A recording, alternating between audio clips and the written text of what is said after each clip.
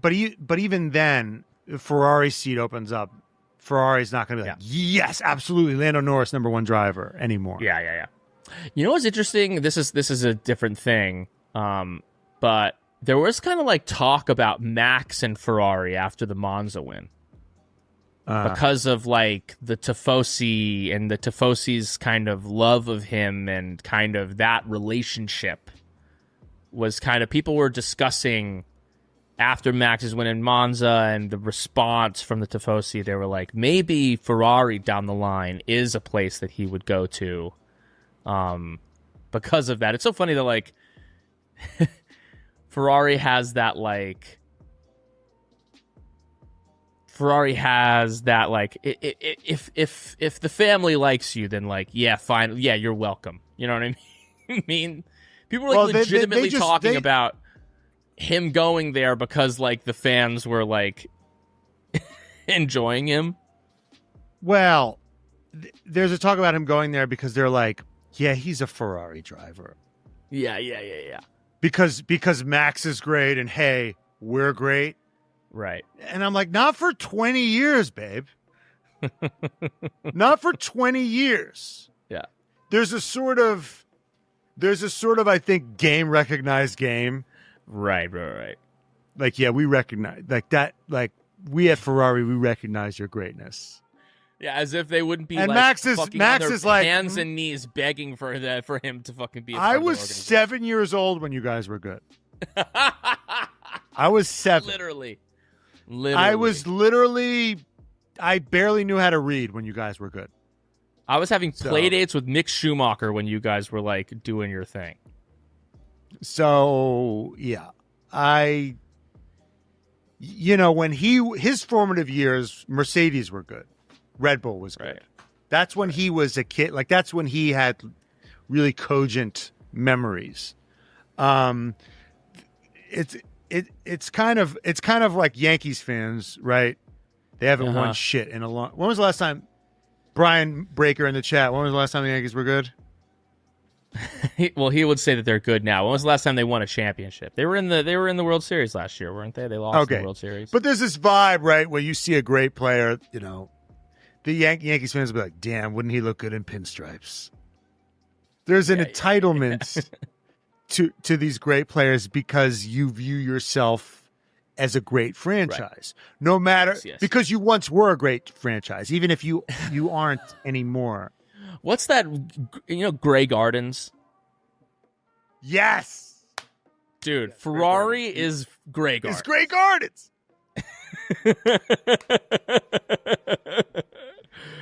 I mean, if they like, they're sitting in their once great mansion.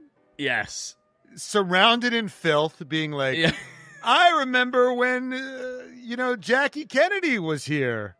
Wearing fur coats covered in moth-bitten fur coats in their own filth. Being like, yes, I remember I once made out with Carnegie, with Dale Carnegie, or, whoever.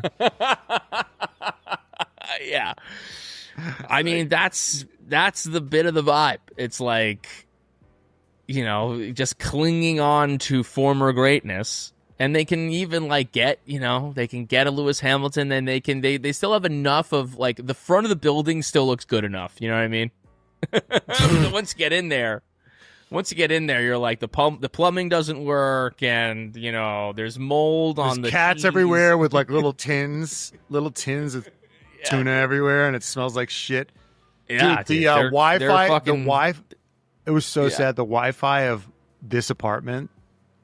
Yeah, this is way too much lore that I'm in currently. But I used to live in this apartment with another girlfriend, and then we broke up. I left, but then I was on a lease. I'm back in it, but it used to be Grey Gardens because we just never cleaned it.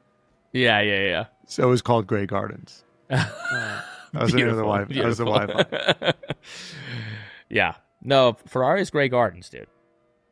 They are Grey Gardens. They're like maybe Max Verstappen might, I've always a gentleman caller. Maybe Max Verstappen want to come say hello. And it's very Glass Menagerie.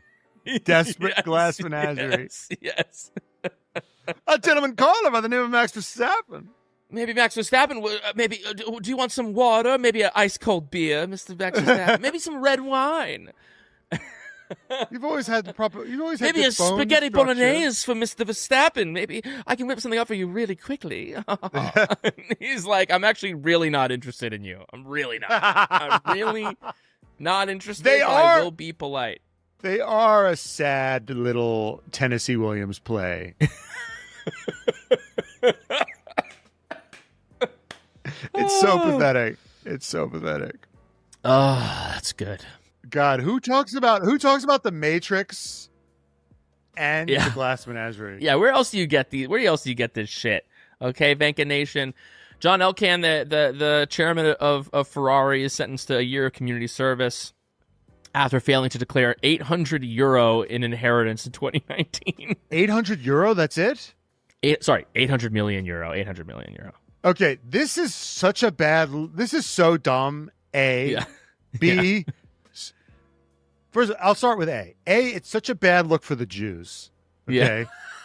Yeah. No, I'm like, just pay your taxes, babe.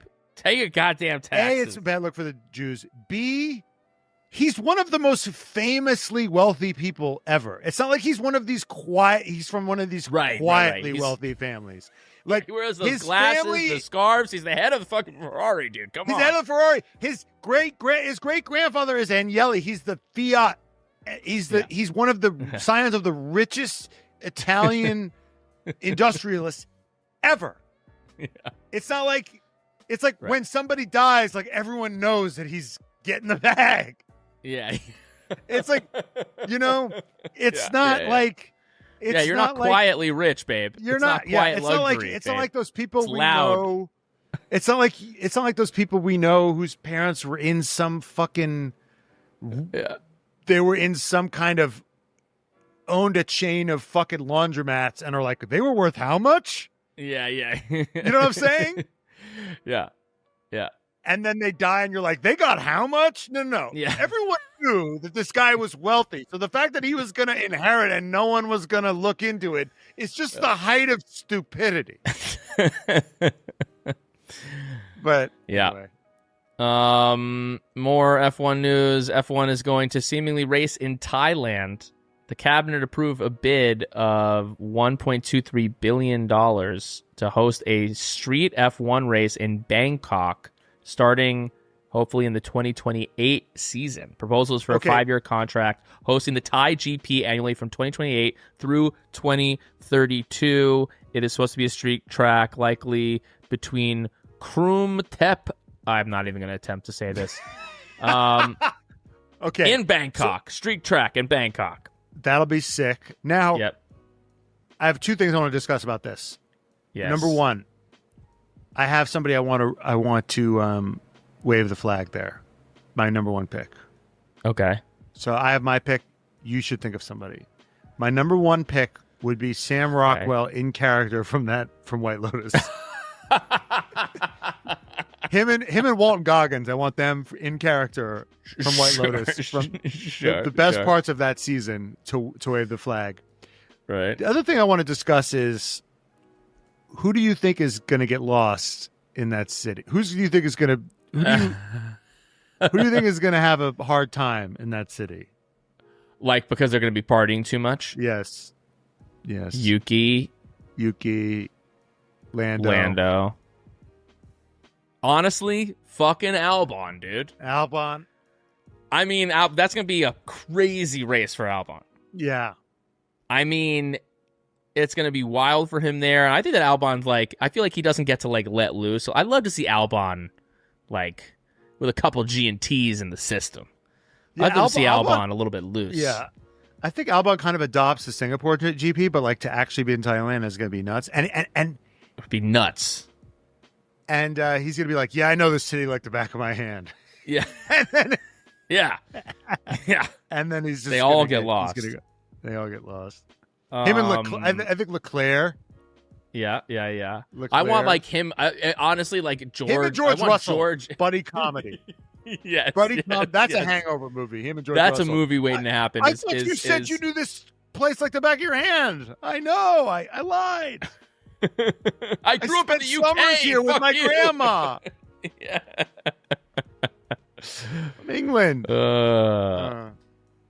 Yeah. So yeah, like, I'm excited about that. Maybe hopefully by that time Albon is on like a real team that can compete for a championship, and he's not just kind of like atop the midfield. Yeah. I think that kind of just about does it. I mean, Max Verstappen did this 24-hour GT race. He made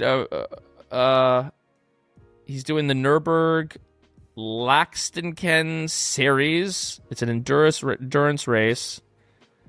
No, but he had to get like a driving lesson. Oh, did he? Some guy, in order to, if you've never done it before, some guy has to go take a drive with you and teach you racing lines around them. So can you imagine having to give Max Verstappen driving advice? Perfect. Must be awkward. Yeah, he did. Max, Max can't complete side quests in F1. I just saw some clip of when, remember when he was like, "What's the fastest lap?" And they're like, "It's a 16.6, but Checo just did it on fresh softs with DRS, so don't worry about it." And he goes, "What's my fastest lap?" And they're like, 17.3. And then he's like, "But you have black and white flags, so you can't, no funny business." And then he just gets like a 16.4, and they're like, "All right, Max, like, you had your fun, now fucking just take it in easy now." And he's like, "All right, yeah, I got you." He used to complete side missions like in a Formula One race, and now he's like, "There's not much for me to do. I can't do that in F1 anymore, so I'll just go do a little side quest and just compete in a different series altogether." I think maybe that was a part of this like whole, I'm not going to go to Mercedes, but you're going to let me do whatever the fuck I want, because he hasn't really done one of these like in season. I feel like I'm going to compete. Like, he's done a sim thing. I wouldn't be shocked if like in all the chaos of Max like threatening to leave, and maybe him saying like, maybe I am meeting with Toad, like not denying it. I wouldn't be shocked if Max like got some stuff out of that. You know what I mean? I wonder. It would be interesting if one year he did an Alonso, because I remember one year Alonso just did the when McLaren was dog shit. He just skipped Monaco and did the Indy 500. Yeah. And didn't even qualify. They were so bad. Yeah. Max was like, you know what? I want to do the Indy 500, Red Bull. Set it up. Right. Yeah.